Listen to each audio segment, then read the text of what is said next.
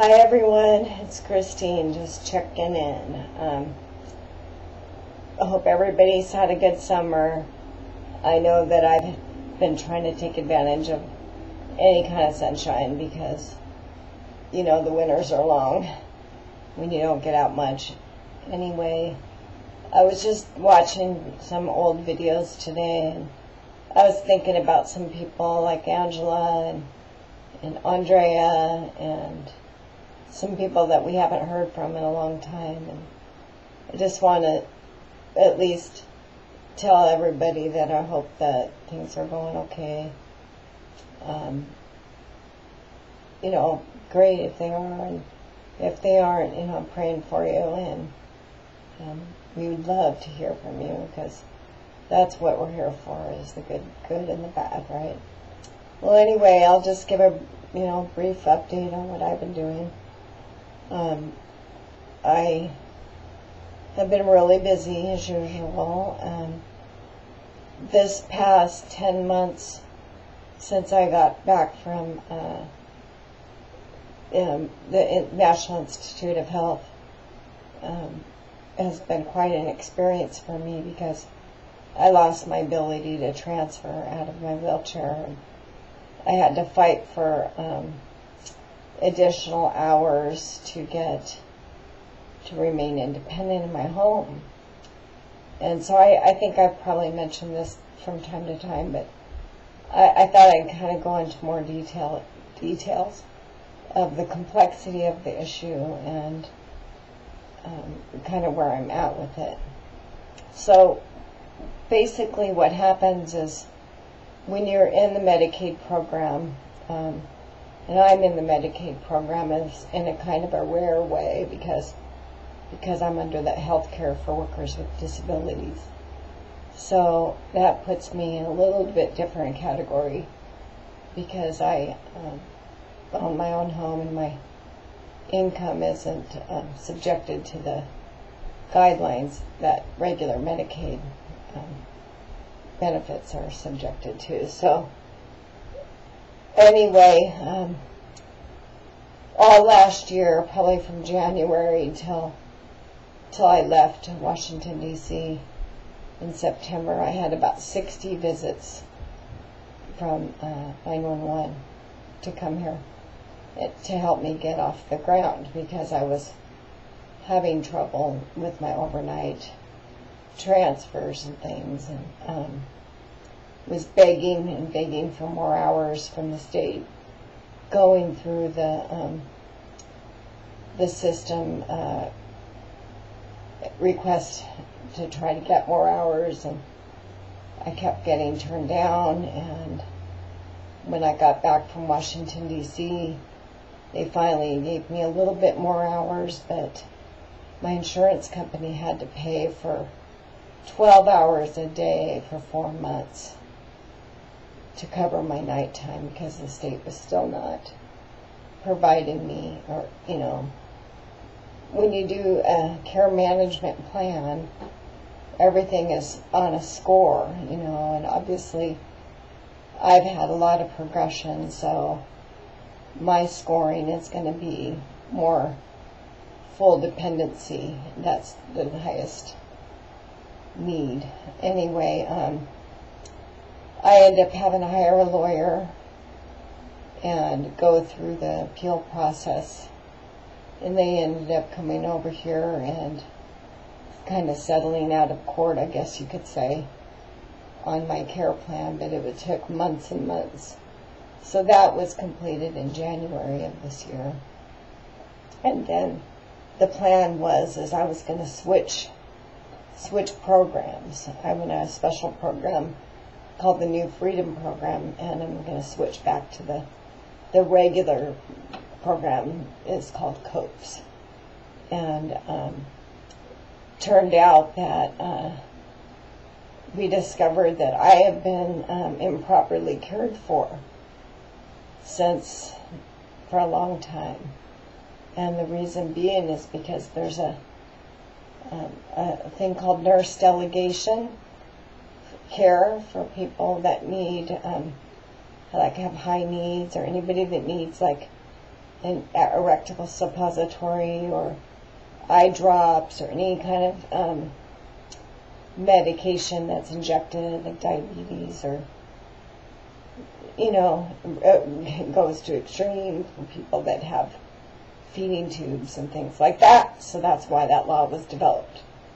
Well, anyway, I was supposed to have these certified nurse delegated caregivers since probably right before I went to Washington, D.C. That's when my last assessment was in August. And the way I found all this out is because my case wouldn't transfer over to the new program because it was basically a non-functioning case, meaning the other agency wasn't going to accept it until I got nurse delegated caregivers. Well, what I found out was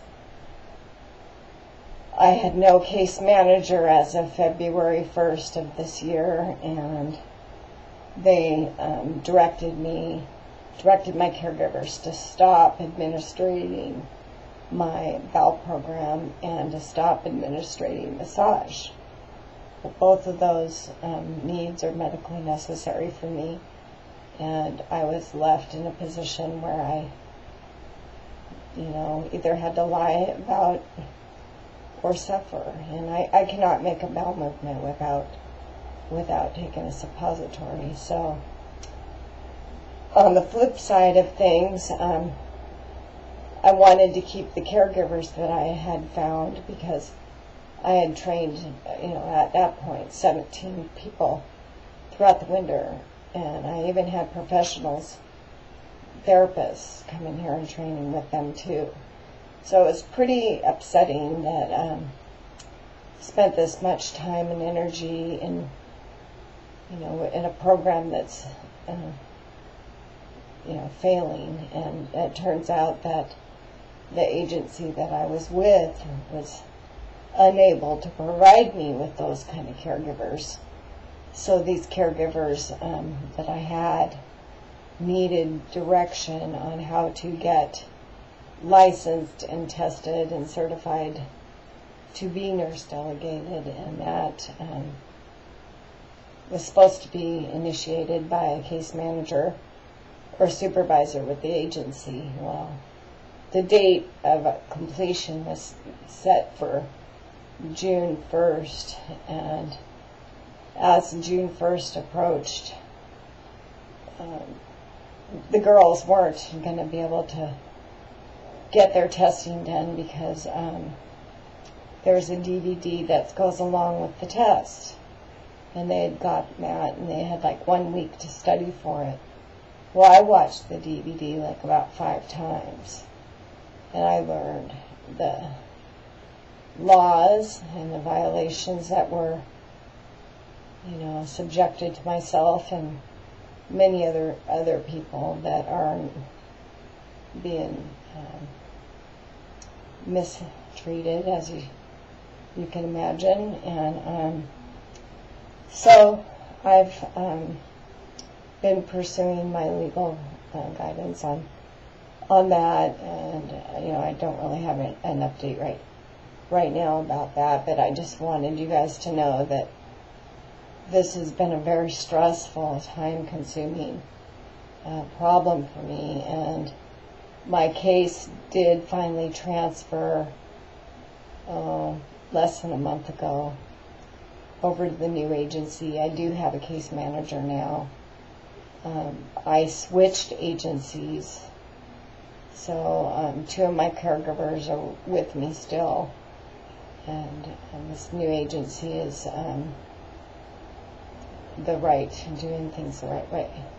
So all that's good, looking good, and that was just a kind of real sidetrack, stressful situation for me.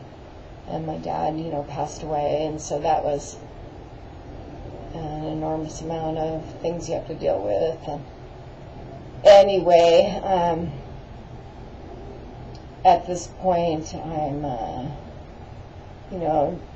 trying to enjoy my summer, getting warm in the sun, and I'm going to start writing my book in October, and I'm excited about that. And my job is going wonderful, and I'm getting upgrades to my computer and my software and my voice recognition software, and I've got a new mouse that is operated with your mouth, and it's pretty cool because, you know, my arms, I've lost a lot of mobility.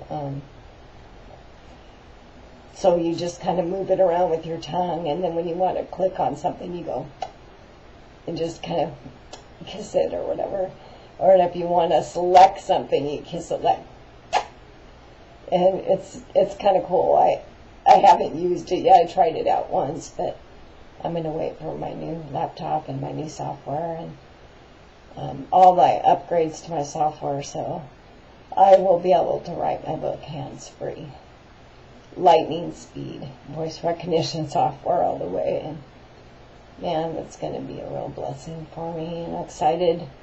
I've already done my introduction, and I've got my journals out, and basically the book is in my head. I just got to tell the story, so I'm just going to start doing that in October. Looking forward to it, and I just wanted to let you guys know that my ambition now is to get, I'd like to start a foundation at some point that can help people that need coping skills and, you know, some other things, and I've got some really great ideas, and it's kind of a dream. I wrote down 10, 12 years ago in my journals that I wanted to write a book, and I wanted to start a company, and that I wanted to be a life coach. And I used to write like crazy, and then I pretty much stuffed all that away and stopped journaling. I did video journals since 2006, but, you know, I had to deal with Mike's death, my boyfriend Mike, and just struggling with my independence. So I really kind of put all that stuff in the back, you know, and now I'm going to revisit those intentions, because I was amazingly gifted to be on 60 Minutes and, you know, have an opportunity to publish a book, and I'm going to go for it. Alright, everybody. I hope that video isn't too long. Bye.